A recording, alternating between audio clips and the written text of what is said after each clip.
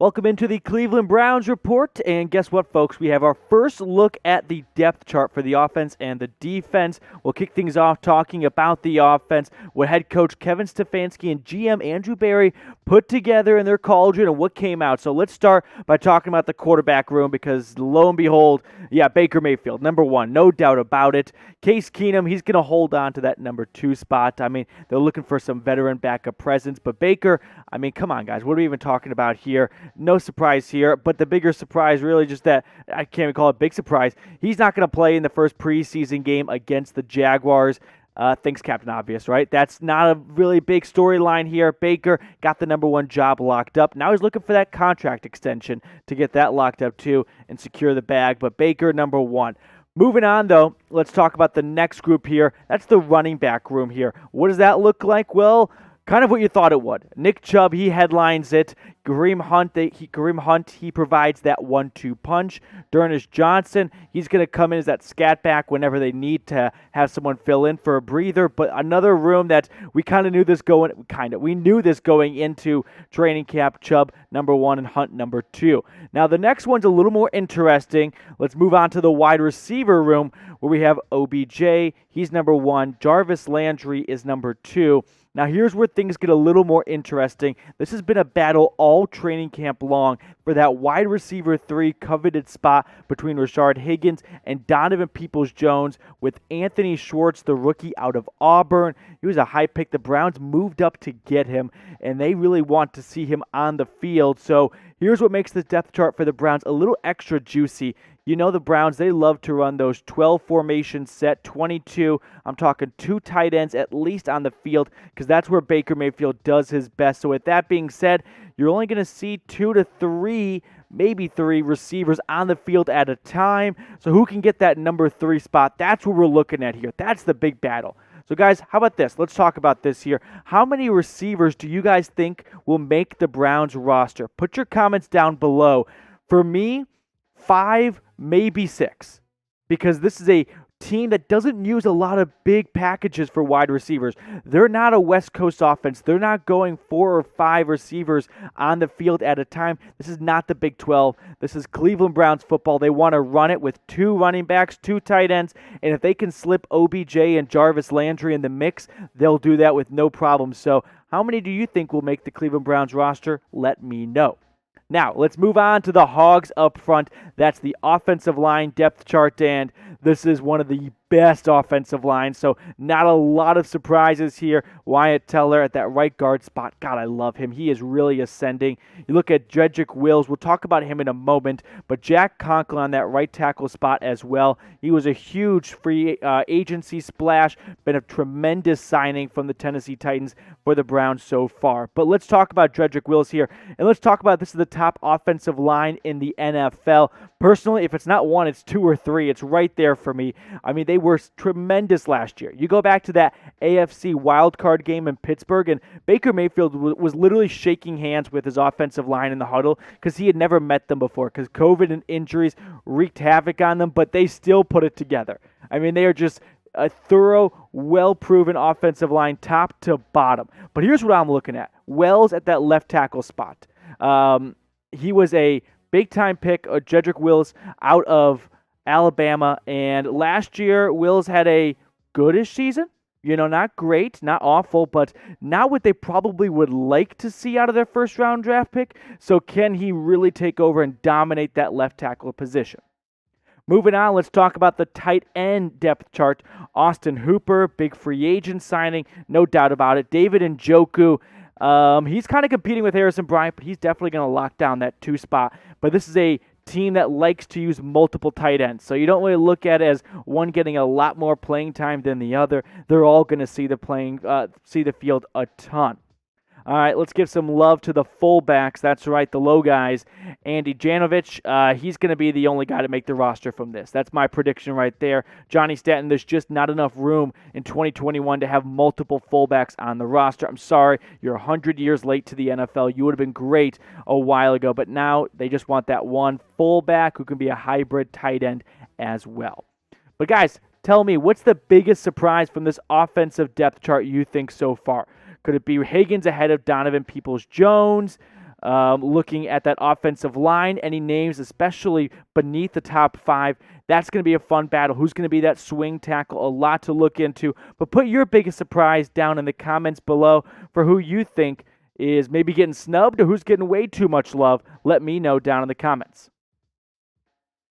All right, guys, here on the Browns Report, let's move on to let's talk about the defensive side. But first, subscribe. Give us a big subscribe. Smash that big red button down below so we can give you guys more Cleveland Browns content going into the regular season. Tons of preseason stuff to talk about. But subscribe for us. We'll get that number up to 2K. All right, now let's get ready for the defense. That's right. Defensive depth chart was released by head coach Kevin Stefanski. First time we have seen it all preseason long, and a couple names headlining it. Let's get started by talking about, let's do the linebacker room. Yep. So the linebacker depth chart is a little interesting because Mack Wilson, he's a guy that was kind of in a prove-it situation for training camp. Some people had him on the bubble. Well, you know what? Stefanski doesn't really seem to view him as a bubble guy. He put him number 1 at that weak side linebacker position. I think what he really wants to do here, though, this isn't so much of he's the number 1 guy at that spot, is I really want to see him in the preseason. So we're going to give him plenty of reps so we can get a healthy dose to know what Mack Wilson looks like. Anthony Walker Jr., the free agent signing from the Indianapolis Colts. He was injured last week with a knee injury, but he's coming back to an individual drill, so that looks like just to be a 1-week blimp. But that's the Browns linebacking depth chart. Let's move on to the defensive line now. Myles Garrett, of course, right there. He's going to be flanked by Jadeveon Clowney, the free agent signing from the Tennessee Titans this past offseason. Here's what's a little interesting to me. Takk McKinley, the former first-round pick from the Atlanta Falcons, it just hasn't worked out for him. You know, he's just not there right now. So the second unit is still a little unclear for me because Takk McKinley is a guy who hasn't been to training camp. I mean, he has left for personal reasons, and Kevin Stefanski is very okay. I mean, clearly he's in way more of the know than we are, but he's not very fazed by this. And that's what's interesting because Stefanski said, we hope he's ready by week 1. You hope he's ready by week 1? Does that mean he's got the roster spot locked down even if he misses the entire preseason? That's the big question for me because McKinley's second on the depth chart behind Garrett filling in that defensive end spot. But will he make the roster if he never comes to the preseason for whatever personal reason that's keeping him away from Cleveland? I don't know. One other thing to look at, Malik McDowell, he's also rostered on this defensive line depth chart. He's a former second-round pick from the Seattle Seahawks not too long ago, has yet to play a down in the NFL in the regular season. Injuries and off-the-field issues, and I'm talking big-time off-the-field issues, like spending time in a cell has really prohibited his NFL career. So can he get a practice squad spot maybe? Can he ascend to the top to maybe make the 53-man roster? Probably not, but that's a fun story to watch. So keep your eye on Malik McDowell throughout the preseason games. All right, let's move on to the cornerbacks and the safeties. The depth chart for the DB. So CB1, we know it. Denzel Ward. Moving on here. Greedy Williams, CB2. That is more interesting because Greg Newsome, the first-round pick from this past draft, is really competing for that number 2 spot, trying to get himself into the starting 11. Troy Hill, he's going to take down that nickel dime, kind of filling in with an extra receiver on the field as the Browns picked him up in free agency from the Rams, and he was just dynamite with LA last season. Then you look at the safeties. John Johnson, oh my goodness. Could you talk about a more home-run pick? I mean, he has just been living up to the expectations and more from that huge signing.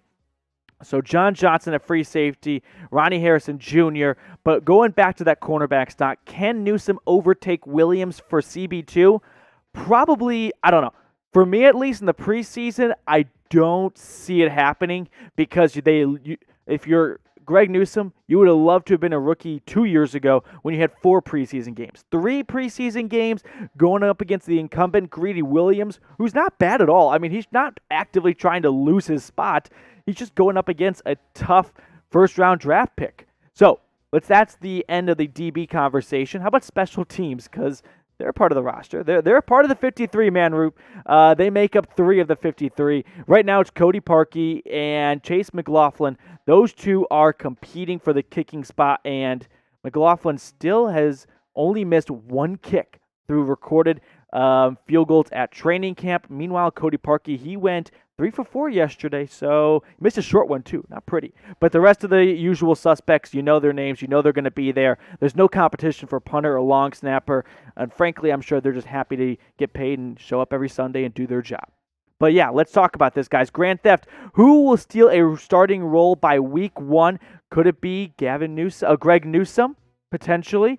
Or could it be Takk McKinley coming up from the who knows where he is on the depth chart and hasn't showed up to training camp pretty much? Maybe he can compete for a spot and maybe move inside on that defensive line. We'll see. But you guys let me know. Pop down in the comments. Let me know who you think will steal a starting role by week 1. And while you're there, give us some love. Like this video. Share it. Do what you can to spread some Cleveland Browns report and some Cleveland Browns content in the preseason here.